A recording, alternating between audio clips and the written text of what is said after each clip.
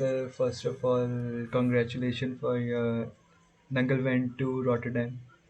So Yes, it's thank a you, thank you, huge, thank huge you. thing. So it's Yeah. currently screening or what's happening?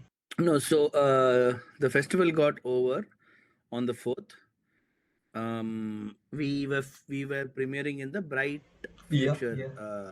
section. First feature Yeah. filmmaking. Yes, first feature debutant directors have a section called Bright Future, which is a non-competition segment, but it's a segment that attracts a lot of festival programmers, a lot of audience, because they always want to see what the first time filmmaker is going to kind of come up with. So we had two screenings. One was on the 30th of Jan. The other one was on the 1st of Jan. Okay. So how was the screening, So sir? yeah, it was lovely. So the first screening, I was very nervous because we are showing it to the international audience for the first time. There were about 65 people in the theater, which for me is very big because I think it was a 100-seater theater. It's a small theater.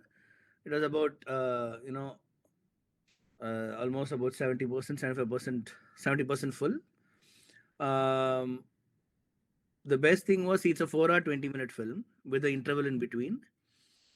I think we're one of the earliest guys I mean, we are one of the first guys who kind of asked them for an interval in between.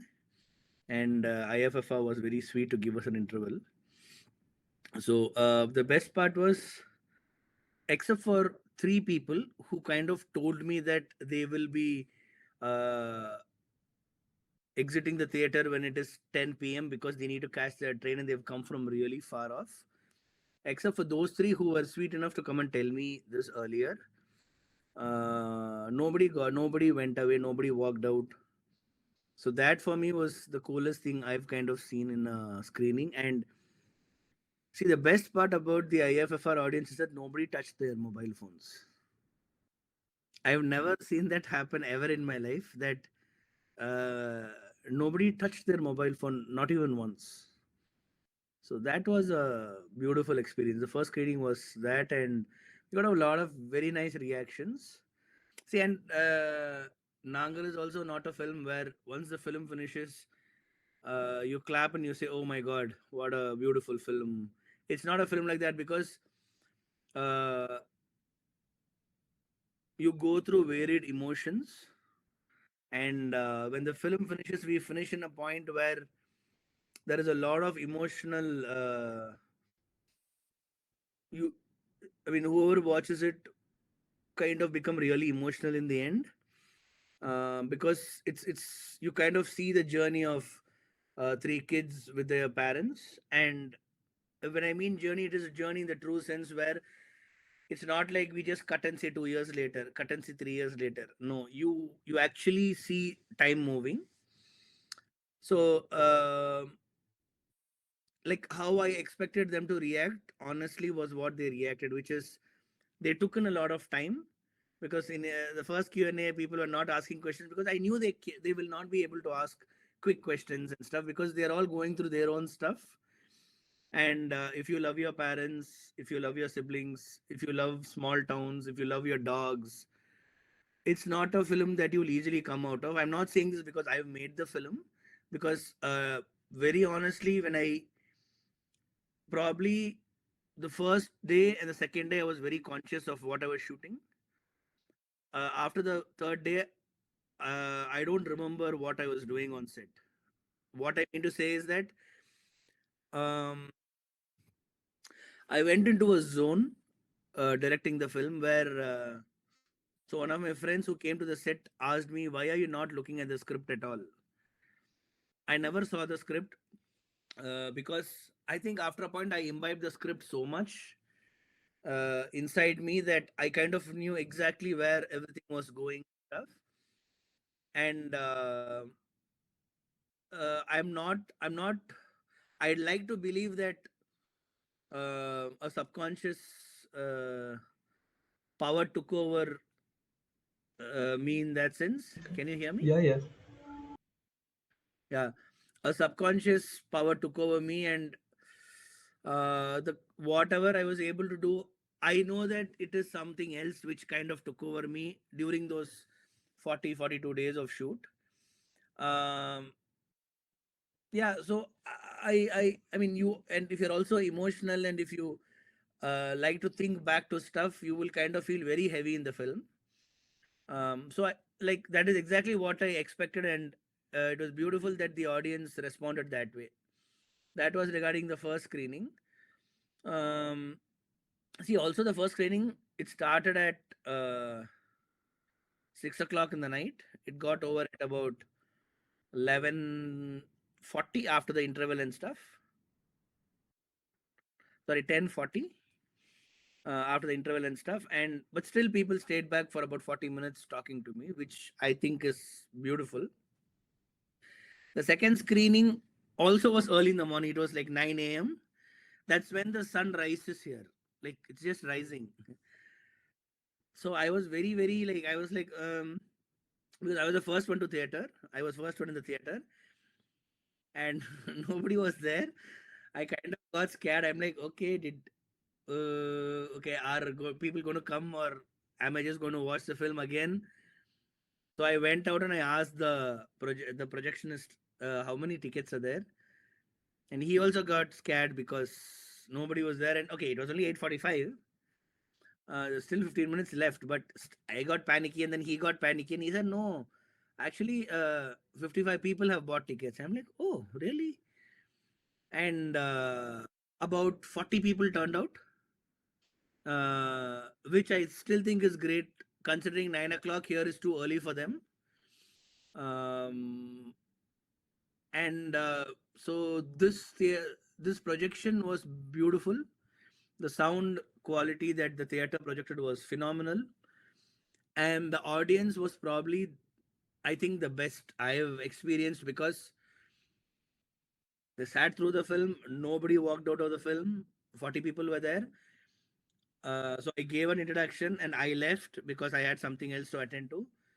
And I came back probably like about 40 minutes before the film ends. I came back. Very surprised to see that all the 40 people were in the theater. And once the film got over, um, those 15, 16 questions that were asked me was probably the most sensitive, thought through, lived in questions that an audience can ask, because every question which came to me was so deeply thought that I was like, this is the best thing that can ever happen to me, of sorts, because it was so beautiful that they were all engaged in a. See, it's also very interesting because I'm making a Tamil film. You know, the geography is set in Tamil Nadu. They speak in Tamil. There's a little bit of Malayalam there. It's a very long film. Uh, but see, one thing I know is that the film is very engaging because I've seen it about 13 times till now. Uh, the first five, six times I didn't even find the length. It was moving so fast, and for me, it's interesting because that's the film that I made. So I know every. So like, I don't know about other filmmakers, but the ones that I know, my friends, we all get bored of our own films because after a point we don't really know whether it's a good film or a bad film. So the first six times I saw the film, I thought it was a lovely film that I've made. Then you get into that repetition of seeing the sound print, seeing the digital DI print. That became a little. It took a toll. Just before leaving to Rotterdam, I checked my final DCP Dolby Atmos print. So it was just two people, me and one of my ADs, Praveen, in the theater. Uh, I really enjoyed my film. I'm like, very surprising that I can actually enjoy my own film like as if I'm watching a new film. So that was quite good. So yeah, Any other filmmaker you were excited about at Rotterdam? there was a lot of films actually. The most I was excited for was to watch Vetrimaran Sir's Vidudalai Part 1 and 2 together. Um, oh, that was beautiful. Because what happens in Vidudalai, a film like Vidudalai, is that it's a very moody piece. It's very, very, very mood gritty film. And the version that we saw was the proper director's version.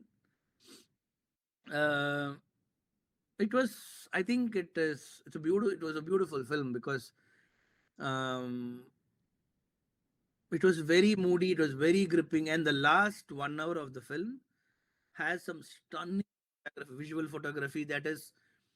I'm not going to reveal much because I want the audience to watch it. But there are sequences when inside a forest there are two fight sequence between two gangs, and it moves like painting, and suddenly it freezes, and there is so much of um, you can feel the tension. Literally, you can feel what is happening. So that was a film that I really loved watching. Um, there were a couple of other films that I saw. Um, See, I'm not able to pronounce many films because the language is different. I have all the posters with me. There is a beautiful documentary I saw called Sandstorm. Uh, that was a beautiful, beautiful documentary. I also saw, hmm, We had of a course, the opening film. we had a Hmm? winner as well from India. We had two winners from India, and one guy won two awards. So his name is Mithun Murli. I couldn't catch his film. It was called Kiss Wagon. So it is I think it is a stop motion animation kind of a film. And I think he spent 2.5 years sitting in his home working on the film. And he won the no, he won the Tiger Award. He also won the International Critics Award. So that was brilliant because to one to win one award itself is a big thing, and he wins two prestigious awards. That was beautiful. That was phenomenal. And the Netpack award was given to Shirkova, another Indian. It's a India come France co-production kind of a film. The visual of that film also is very interesting. I couldn't see that also uh, because I was attending the a lot of pro events, which is basically meeting a lot of co-producers, you know, programmers and stuff. That was in the middle of the day, and I am not a very late night person, so I have to sleep by 8 o'clock. So that's why when you ask me for the timings, I'm like, oh no, I'm 4 hours behind. So yeah, but it is a good like two Indian films got great recognition and stuff.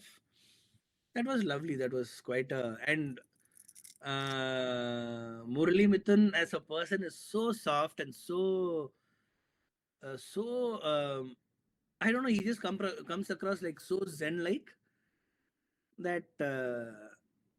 It was just fabulous. It was great. And also the film which won, I think it is called Ray or something. It won the top prize in Rotterdam. That the way those filmmakers celebrated is really a lesson that I have to learn because uh, the moment they were announced, they just screamed their gut out, and I'm like, wow, like even if I would have won it, I would have just quietly gone and taken it. But the kind of the way they celebrated was just so beautiful to see, and I think the entire team was there, so it was even more because everyone were tearing up, and the thing is, I was sitting in the edge where they were all sitting, so they were all crying, and I'm like, oh my god, why are they crying so much? And I'm like, all the best, congratulations, congratulations. So it was quite nice. It was very nice to see all those things. See, that is what in IFFR, what I learned the most is there is so much of cinema, and there is so much of respect from the filmmakers. You know, it is immaterial that you come from India or Japan or China or Germany or wherever you are from. There is just so much respect. And that was the biggest learning for me. And that is respect for this for the films. When you go and talk about your film, they just listen to you as if you're Martin Scorsese talking about your film. And then I'm like, okay, why are they listening to me so much? But then that is how they listen to everybody. So that was a very nice cultural thing that I have taken. So because I was also with them for 15 days, what happened is you also learn those things.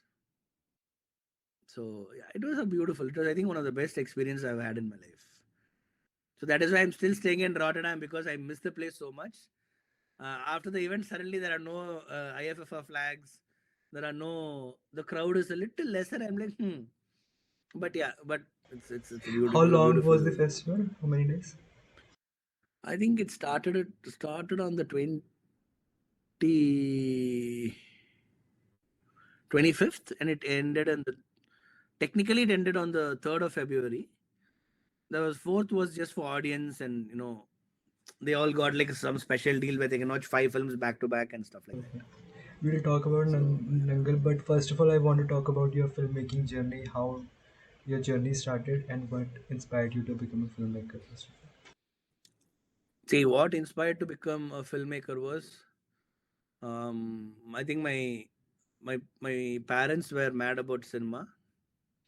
They always saw films, and back when I was a kid, we didn't have television at home, because my dad felt that if you have television at home, you kind of get distracted a lot, and you might not study as much as you should be studying. So he said, no, no television. So naturally, because there's no television, what happens is every Friday, Saturday, Sunday was our movie day. So every week, a minimum one movie is what we used to go. And we used to wait for it so much, because you go. We were staying in.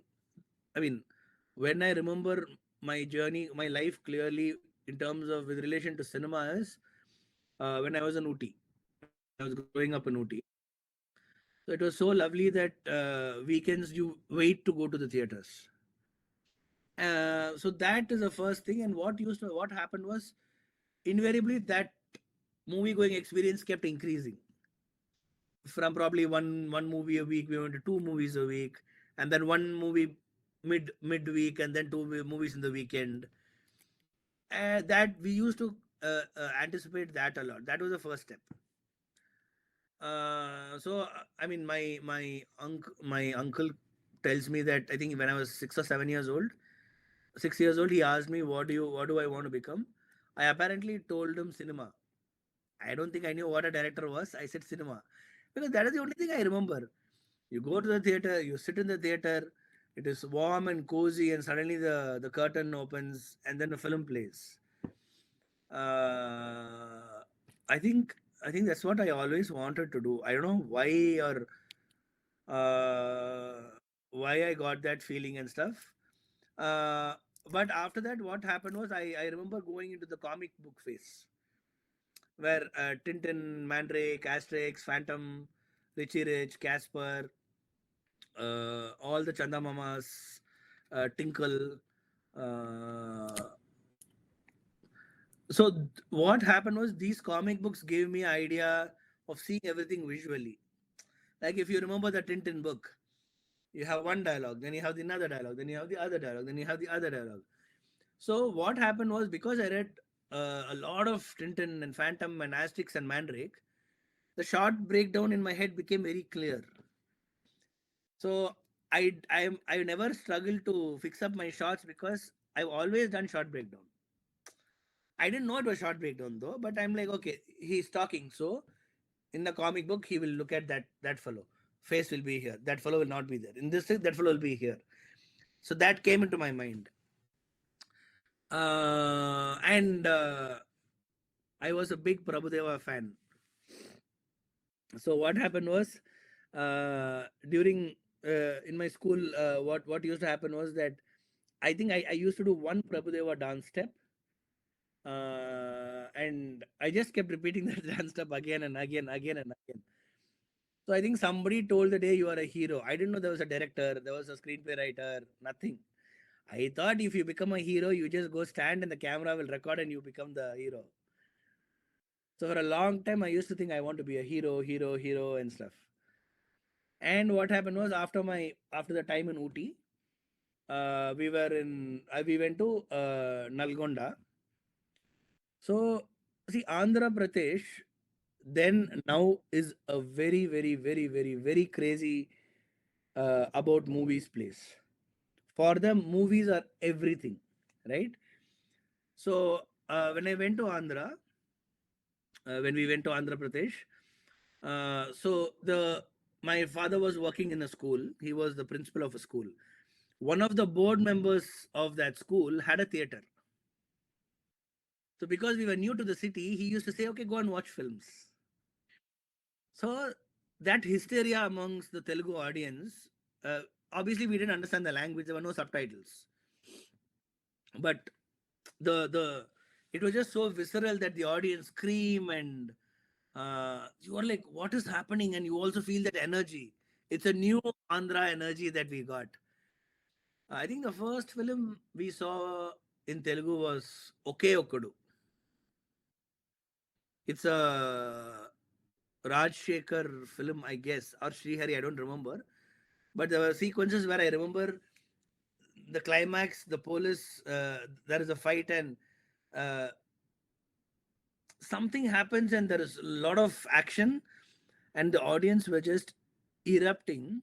So the audience were so energetic that I never forgot that experience. What also happened after that was we saw a lot of Telugu films. One of the early Telugu films that I remember watching very, very, very, very, very clearly, and actually I fell in love with wanting to be somewhere in that kind of a zone was S.J. Surya's Kushi in Telugu, not the Tamil version, the Telugu version with Pawan Kalyan and Bhumika. So we saw it the first time, and see, I'll be very honest. I watch that film every other day because I just love how they made it. And see, I remember when I saw that film, it felt like magic for me, right? Yeah, story, screenplay, great, fine, whatever. But somehow the visual was magic because P.C. Sriram sir shot the film. Okay, so I realized that a couple of years back when it came on Prime. So I was watching the film. I'm like, how beautiful is the lighting? Who's the cinematographer? And I'm like, PC Sriraam. I'm like, no wonder the film looks so goddamn good. And that was a phase because I learned karate in my life. Pawan Kalyan was this sword guy. He meditates in between the park, and he runs the tram fight, and all those things were so cool.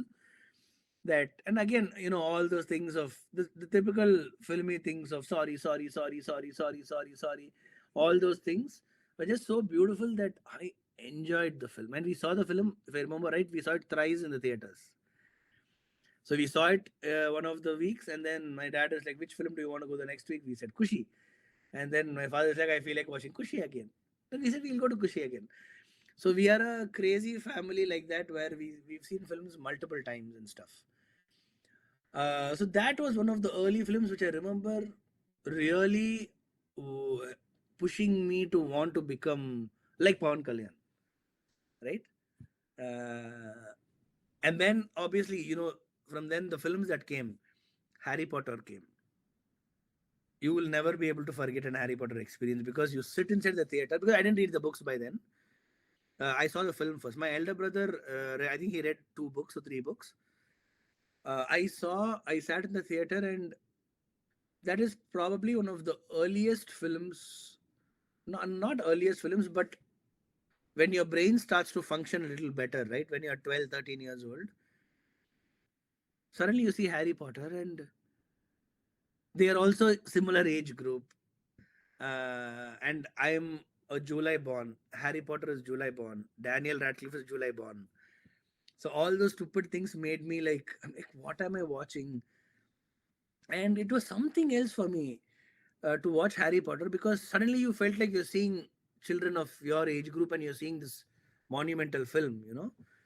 So I think all put together that came. I think Spider-Man, the Tobey Maguire Spider-Man was released in that time. Lord of the Rings was released in that time. Though I didn't understand Lord of the Rings, but whatever I saw was very, very, very beautiful to see. Mahesh Babu's Murari was released. So again, we had a build up about Mahesh Babu because they were like he's the Prince Charming. So then I went to the first film because obviously you see in the posters and he's this very, very, very handsome looking guy. And you were like, who's this fellow? He's like a Hollywood actor in India. All those things were there. And Brad Pitt was very famous among my elder brother's age group. So they were like, he's the Brad Pitt of India. So I don't know who Brad Pitt was, but I'm like, he's the Brad Pitt of India. Okay. And I remember seeing Murari. And see, that is what I like about Telugu cinema is that they have beautiful dramatic sequences. Even in Murari, you have such wonderful sequences that it's very, very, very drama and cinema in the heart, you know. So I think I in the right age I was in Andhra Pradesh where watching cinema was not a bad thing. I mean, it probably is the best thing that you can do, kind of a thing. So that happened. And I also studied in, for a brief moment, I studied in Mr. Mohan Babu's school. So Mr. Mohan Babu is a great Telugu actor. Um, I think he's done about 550, 60 films. That is that is the number of films he's done. And he used to be called the collection king and the dialogue delivery king, where he has this way of telling Aruste Karusta, Karusta, Purusta, Puruste, Puruste, something like that. You know, the dialogues are very fast and it's like. So I got a chance to study in a school for I think 6, 7 months. I was there. Suddenly you are coming in, you know, as a kid, you're coming face to face with an actor. And the charisma that the actors have, and that too, someone like Mr. Mohan Babu, is a very senior actor and such a well respected actor. And he has this massive, beautiful school and college in Tirupati. It's called Sri Vidya Niketan group of institutions where I studied in their school. My dad worked in the school for a brief bit, and he also worked in their engineering college for a brief bit. So suddenly you enter this campus, which was like, oh, how big can a campus be? And then when Mr. Mohan Babu used to walk up and down, you saw that you know, if you live, you'll have to be like that man, kind of a thing happened. That was also a great phase where so many films. Oh my god, we used to go to so many films, uh, and that never stopped. Whether you failed, you passed, probably we got scolded a little bit. 1 week we were not shown films, but then the other way, next week we are all back to the movie theaters. So I think that was one of the greatest experiences of my life. Where see, I don't remember studying much. I remember watching all the films. And I think right then, right from when I remember, I think I always used to say cinema, cinema, cinema, because what happened was when the Naangal, the first it was premiered, world premiere in Mami, and when the announcement came and when we were kind of promoting it, all my then school friends who were in Nalgonda, who were in Tirupati, who were in Hyderabad, everyone messaged me saying, "Dude, you've always said only cinema, and you are in cinema till now." I said, yeah. They're like, you know how rare that is. I'm like, really? They're like, yeah, da, we all had different dreams, but you never follow through till the end. You know, it's very rare that you follow through. And everybody remembered me being an idiot and saying that cinema, cinema, cinema, cinema, cinema. And even now I do the same thing. So that was how I knew I wanted to get into films. Then what happened is I came to, we shifted to Chennai. And so I stayed with my grandfather, my father's father. I think I came to Chennai when I was 13 years, 13 and a half years old, I think. When we came to Chennai, I mean, I always knew my grandfather, but we never shared a life together that I knew him. We were like, when Tata comes, you are respectful of him and stuff. Suddenly, you're hearing stories of my grandfather used to produce stage plays. He used to be part of a cultural sabha and he used to produce stage plays for Mr. Shivaji Ganeshan. M.R. Radha, Mr. K. Balachandar, and he used to have his Sabha have music concerts conducted by M.S. Subbulakshmi and all the great stalwarts in southern India. Suddenly you feel like, oh my God, I need to be like my grandfather. You know, that is a part which is, I think, one of the most unique part, because when I heard that, somehow I wanted to be in the movies even more, because it'll be great to say that, ah, yes, my grandfather did that, I did this kind of a thing, you know. So hearing his stories, and the thing is, he's 96 years old, he's in Chennai. Even now, he has all those wonderful photographs of all the events that he's put. And like, you sit and watch and you look at him and you realize, man, you're sitting with somebody who's uh, like, six chief ministers changed in during those times, like whatever, 40, 50 years. He knew all the six. So he was that cool person to kind of, lead a life, and he knew all the big artists, he knew everybody, and they all have so much respect for him, right? Like, he's his sabha had dance programs for Hema Malini, Vaijayanti Mala. When they were all young, when they were all Bharatanatyam dancers, he used to kind of have shows for them. So, suddenly you kind of feel like, oh, it is possible for me also to do all those things. And that was something which was very, very, very nice, and I kind of really enjoyed that. From I mean, on talking to him and stuff, you kind of felt a possibility that, oh, maybe I can uh, get into movies and stuff. When all these things are happening, in my 10th standard, I met a director called, her name is Priya V. She's a Tamil film director. So she was my uncle's friend. So I kept bugging my uncle saying, please, I want a chance, I want a chance, I want a chance. I didn't know who director was. I want to be hero, hero, hero, hero. Then he didn't know what to do with me, and he said, okay, fine. I will refer you to my friend Priya, who's making her first film. I tell Priya, ma'am, but yeah, she was making her first film. I went and met her. Like, when I was a 10th standard school kid, like an idiot, I went and said, yeah, I'm interested in acting and all those things. She was just very kind that she's like, okay, you come on these days. I have a small role for you. I said, okay. So I'll tell you, the first instant of me in a shooting set was, I see, I don't know how to stand. I don't know where to stand. I don't know why to stand. And the first time I went and stood on the set and they gave me my mug, I was standing there. PC Srinam sir was the cinematographer. So the first shot I ever stood in a film was shot by Mr. PC Sriram. Right? So that is how cool my beginning is. And I was so innocent and so silly that they told me to tell my dialogues. I told my dialogues, and then they told me, go have your breakfast. I'm eating my breakfast. Suddenly I'm hearing the mic. They're telling the hero, now you look at Avinash. Avinash is standing on your left, and just say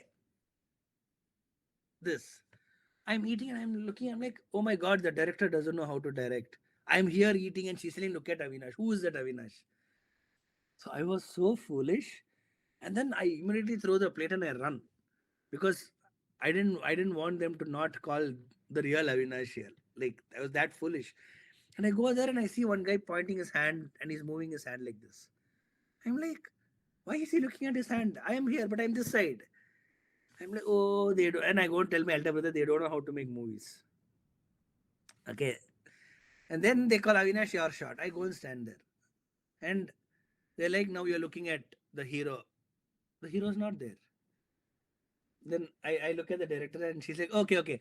Anga, there's the director, there's the assistant director there. Can you see his hands? I said, yes. Imagine that is the hero. I'm like, oh, you imagine acting. And then they're like, you look at that, look at the hand, just say it is nice. So I did. And he's saying, I will kill you. Get scared. I'm like, okay, this is what I did.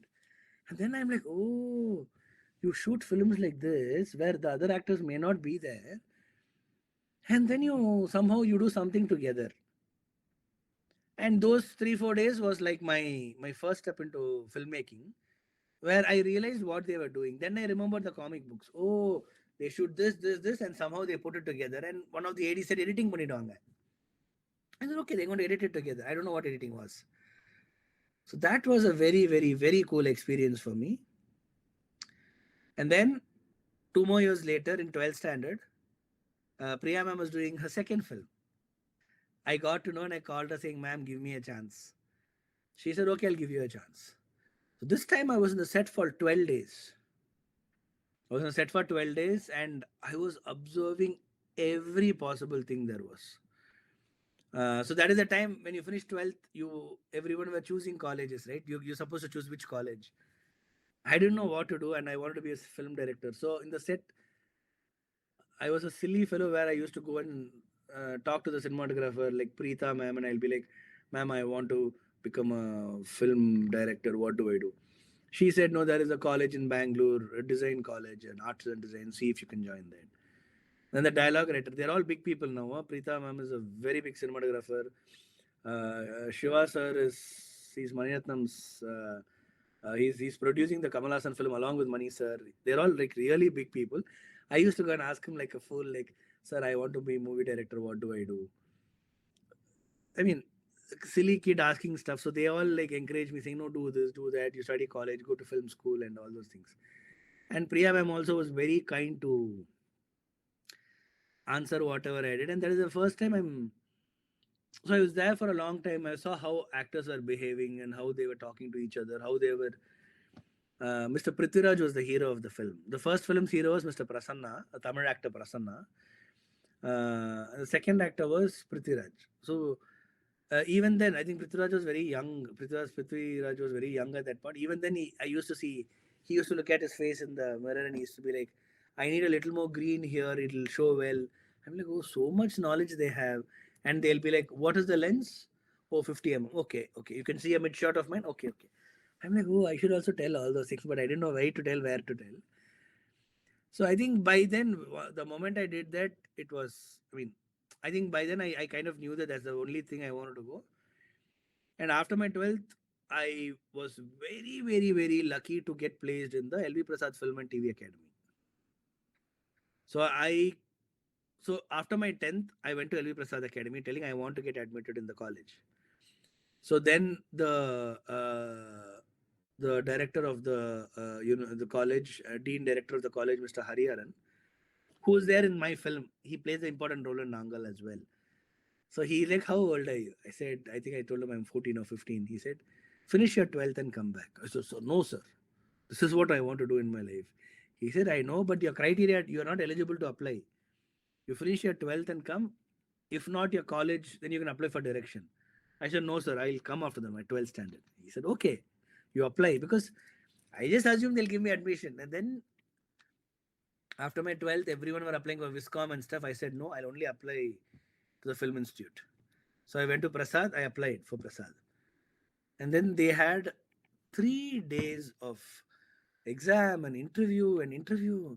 That's when I knew, dude, it's so competitive. And I had absolutely no idea about anything. I was a blank slate. I didn't know what. So I applied for the editing and sound design course because after 12th, that was the only thing which was eligible. Uh, they asked me, what is a Steinbeck? I said, I don't know. They said, what is a movie all? I said, I don't know. They said, how will they edit? I had downloaded one version of Avid on my desktop at that point. I didn't even know how to open Avid. Like I double clicked it and it opened and I'm looking at the screen. I'm like, what is this? So I'll be sitting there just looking at it and my brother will be like, what is this? I said, this is the editing software. He'll be like, oh, genius. But I didn't know how to open the project. So I don't know. I mean, I was just lucky that they chose to give me admission. I should have done something right. So that was the biggest thing that happened in my life because once I got admitted into that university, Prasad Academy, that 1 year of editing and sound design basically linked every experience of my life into one, which is called cinema. I saw the greatest of films. I attended the greatest of classes. I sat and worked through the greatest of editing episodes. I had a wonderful editing teacher called Mr. Ranjit Shankaran, who was so cool, and he was so like, he was a very tough person to work with because he loved cinema. So I had a great teacher in him, and for sound I had Mr. Anand Krishnamurthy, who was the sound designer of Ponniyin Selvan Yeah, 1 and 2 yeah, and all those things. He taught me live sound. See, I had no inclination towards sound. okay, Just because of Mr. Anand Krishnamurthy, I fell in love with what now is called as sync sound, location sound, okay, where without dubbing you actually shoot the locations live. okay, Naangal is completely live sound. There is not even one word in the film which is dubbed. okay, Everything is proper live sound. And I think it is only because of Mr. Anand Krishnamurthy, because he is just so passionate about sound that he'll be like, I think he studied in the UK, so he'll tell what how his courses was. okay, He'll be like, dude, from there a character is walking, so one guy will come with a boom, and from here the character will walk. It's a single take. So midway we will switch boom and we will go. I'm like, oh, so there's so much in sound. yes, And then my interest went to like sound. And in terms of sound mixing, I had two stalwarts who were teaching us. One was Mr. Murthy, very senior gentleman. Mr. Murthy did the sound design for Alaipa Ide, no, for Roja, yes, I think Talabadi, Alaipa Ide, all those films. He was a sound designer okay, at a time when sound was so complex.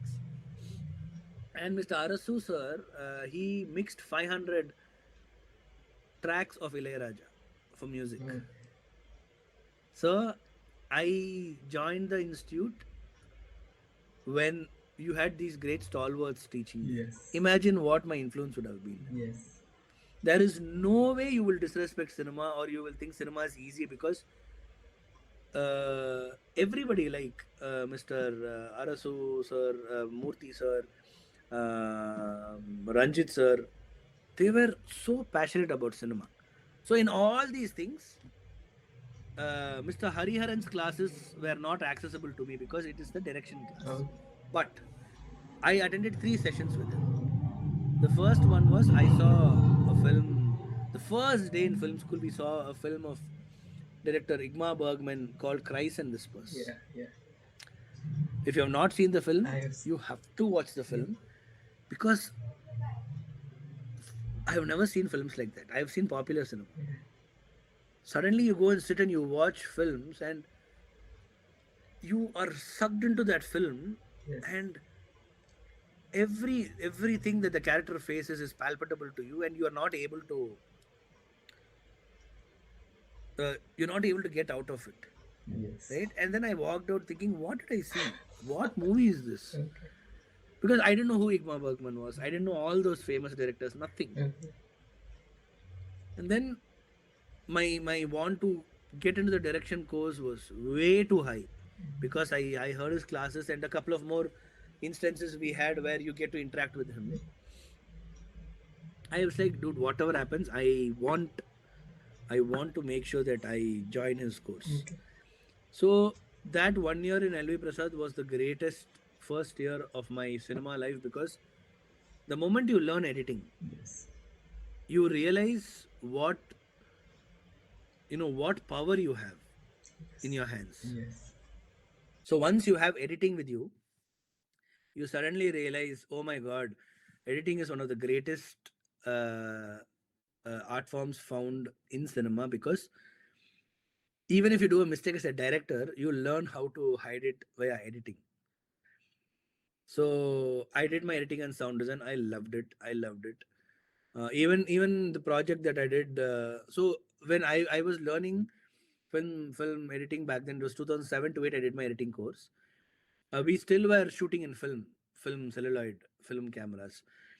So the process, we had very stringent process where we get the film roll telecined and digitized into tapes. You have to load the tape. You have to watch. If the tape is 40 minutes, you have to sit 40 minutes. You can't just paste and walk away, have chai and come back. You have to see 40 minutes. because if you get a glitch somewhere, you'll have to go back and re-record it. So it is all real time. And after that, you had to subclip it because it is film. You had to subclip it, and you had to enter the film data there so that you can, after edit, you can give a cut list there. Everything is processed, and I still follow that. Subclips are done. You sync it separately. Those things, though, the basics I've never stopped working on. Of course, for long interviews and corporate films, you don't do that. But for Naangal, for the film, we still followed all the traditional stuff. And So editing was that, you go to the color lab, and the project that I shot, I edited. That film cinematographer is my producer now for Naangal. So again, great meetings, like happy accidents that happen, and you don't know you're going to do this together. Uh, and we did a lot of interesting stuff in terms of uh, like my cinematographer, Mr. Raju, and the director, her name was Shweta Kordi. They loved Wonkar voice work. So in their film, they wanted something called strobe motion. Now strobe motion is like this. But at that point, what we used to do was first edit it. That is, now when they say, okay, from here to here, it has to be strobe motion. Each frame has to be repeated 5 times, right? Now you have to do that 5 times, and also keep a track of. We had something called optical negative. Whatever is given. You can't buy additional optical negative in film school because it's not allowed. So keeping that in mind, we had to do the effects for this. It's not like now you can put dissolve, you can put strobe, you can put whatever, and it'll get done. It's not like that. It was so difficult. And each frame was supposed to be five. So 24 frames. Every frame comes in once, right? Here, what we had to do, every frame comes 5 times. So there is it's staccato like that. So I had to do it in the edit, and I had to manually do it, and then I had to go and check it in the lab. It was so tough and so difficult. But after all those things, see, the people who taught us cinema were so unique that you go to the lab, you go to the film lab where they'll be like, "Where is your cut list?" They all also need entertainment, right? And those people have been working in the labs for about 45 years, so they just do it like cut, cut, cut, cut, cut. So I went there. I was sitting. He said, "Come here, sit down." I said, "He said, find your number." So you'll have film rolls hanging, and you take a film roll. So this roll. He said, "Okay, put it." And then you play it in the. It's called cutting machine. What, I don't know what it's called. I think it's a stain bag. It's a cutting machine. Basically, you roll, and you'll see a light, and you can see what you're seeing. The film is being projected onto a small screen.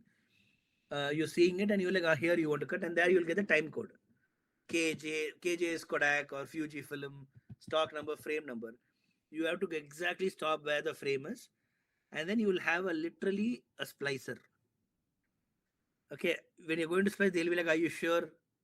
I look at them, sir. I think so. He said, "Be very careful. If you're going to cut it, that's your mother negative. Your cameraman will kill you." And then you were like, "Sir, I don't know, sir." And then they said, "No, dude, the mother negative will be inside. This is what is called a positive, where you can't see negatives. You can't see your film like this."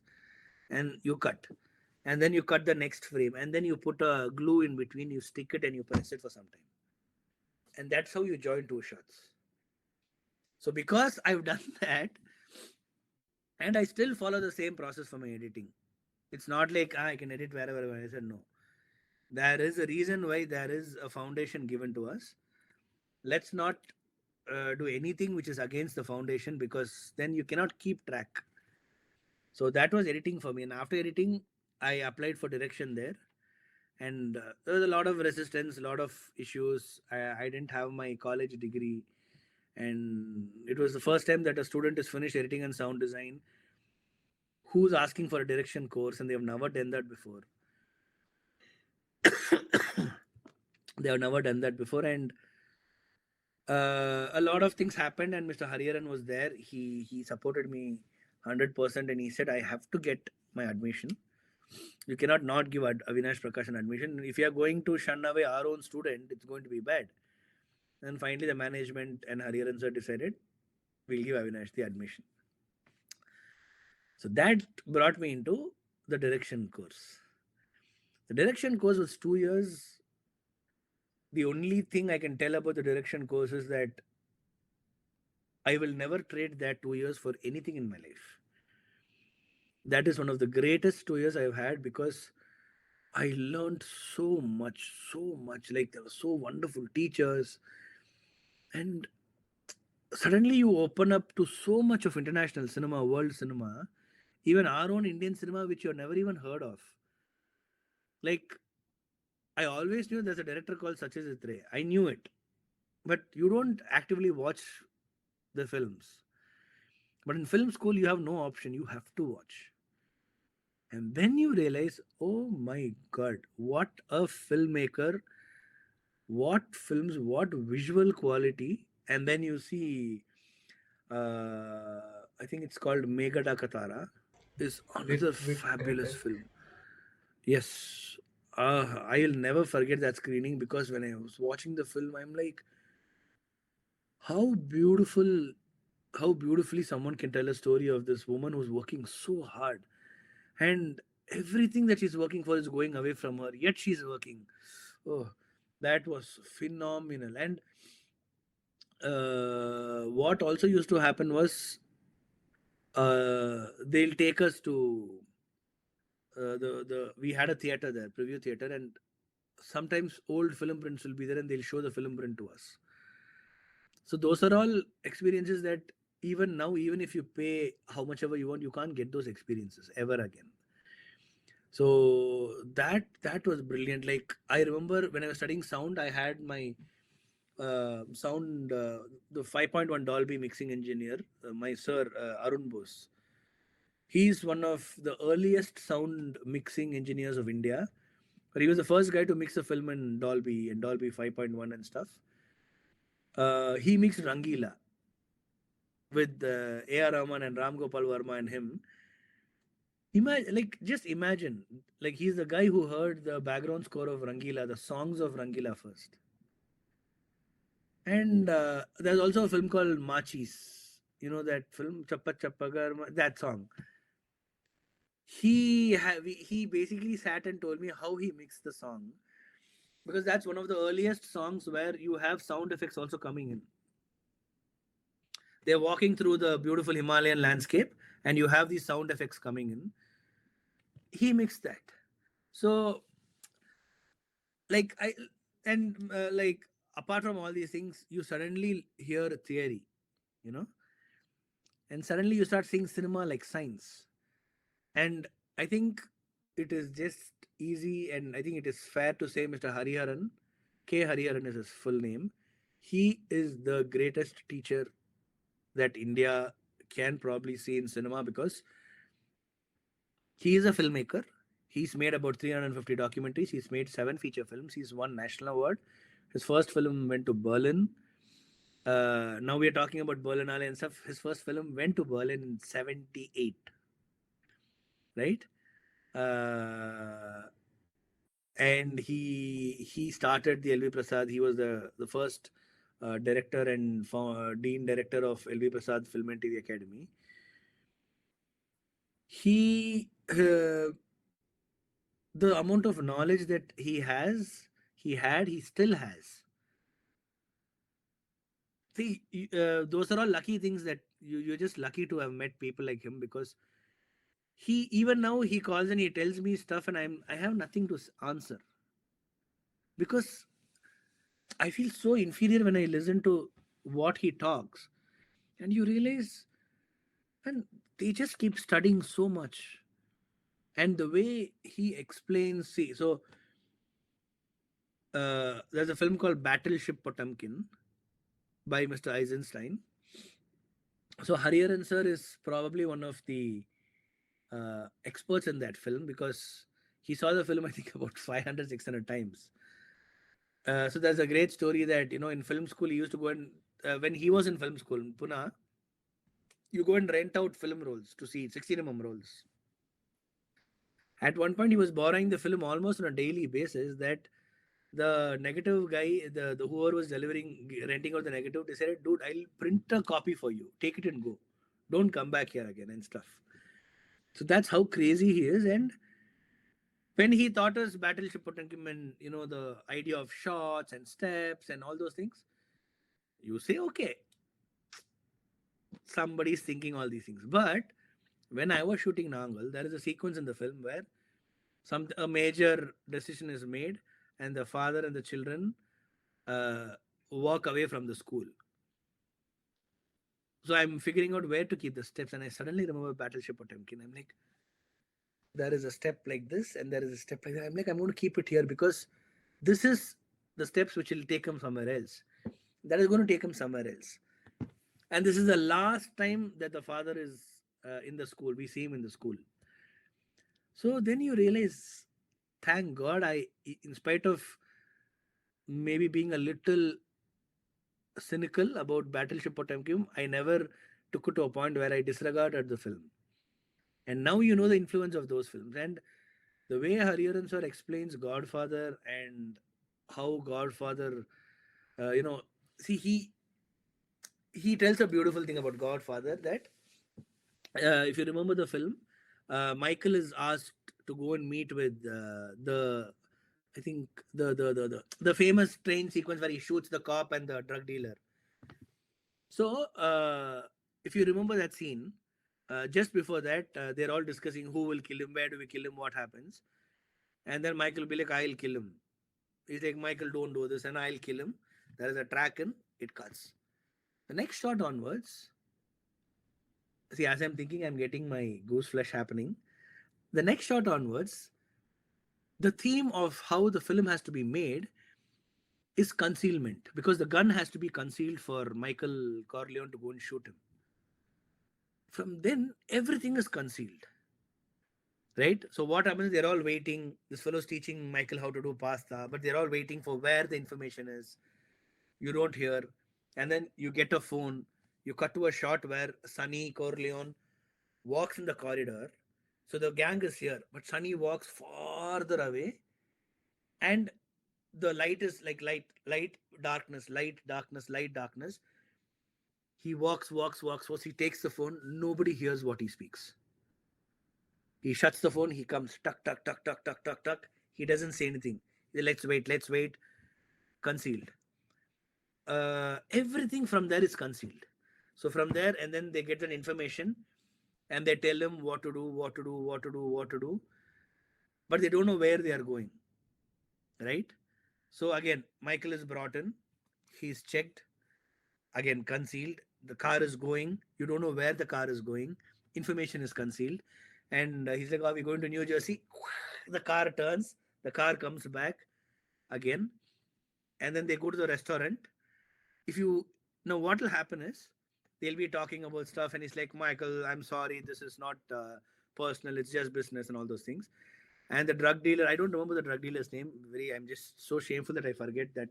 Clement, no, I'm sorry. I'm just feeling so idiotic that I forgot.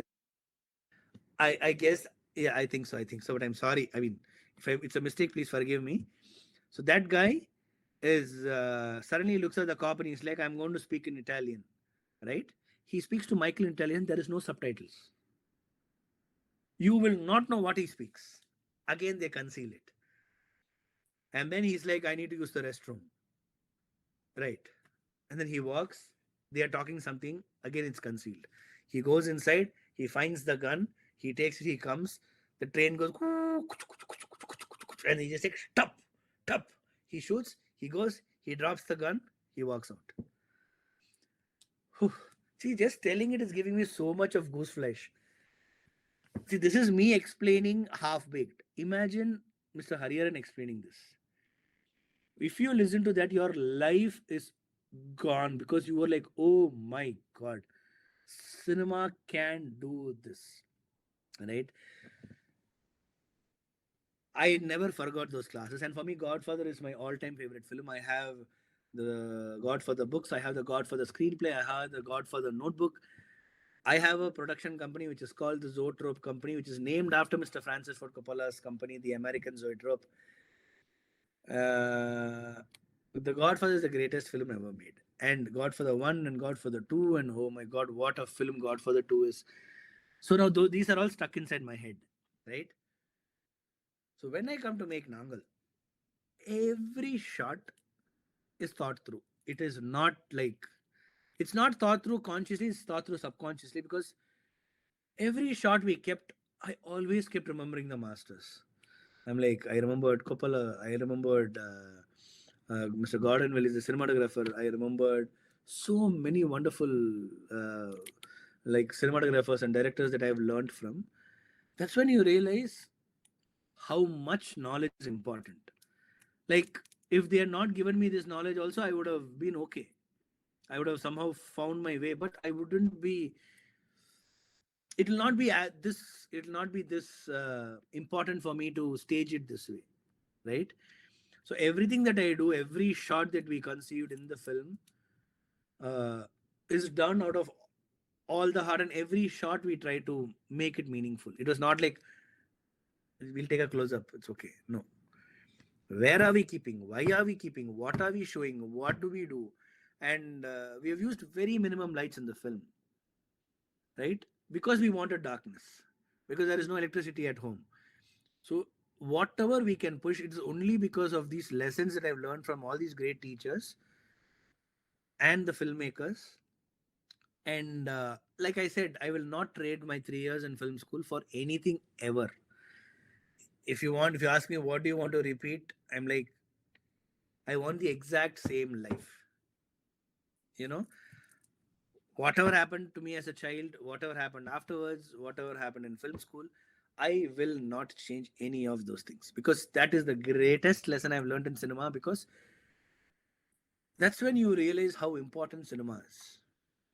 It is not like a throwaway thing that you just come, eat popcorn, throw it and go. It is not what is happening now with how we as audience are watching films. You are also on your phone, and somehow they're able to watch the film and also do their Instagram work, and that is also, that feels like right. you know I also feel very sad that it's now cool for the audience to say that, yeah, I can watch film, I can do my emails as well. uh, in spite of all these things, I still feel that cinema is one of the greatest medium ever to come. And see, like, whatever the masters have to do, they have done, right? Whatever the current modern masters are doing, are also they're doing what they're doing. Now, what am I going to do, right? I'm glad my first film is a 4 hour 20-minute film, because in a way, yes, I am. When the limit is 2 hours, we say no. We do a 4 hour 20-minute film. I also had a great producer who said let's go with it, because if he had told me to cut, there is no way I would have come out. I would have stuck to the version, and he decided to believe in me and say whatever happens, let's go with the 4 hour cut. The Mumbai Film Festival took the 4 hour cut. The IFFR took the 4 hour cut and made it something cooler, where they gave me an interval as well. So I think, from the beginning of my life, when I entered into cinema, till the point that I got my audience to sit and watch a film like Naangal without touching the phone, is a big lesson for me to say that as a filmmaker, I have to respect the medium. I cannot disrespect the system, disrespect the film, disrespect cinema. Not necessarily the industry, but cinema. Like, if I value cinema the most, I have a feeling that the audience will come to it, because end of the day, that is what you look for, right?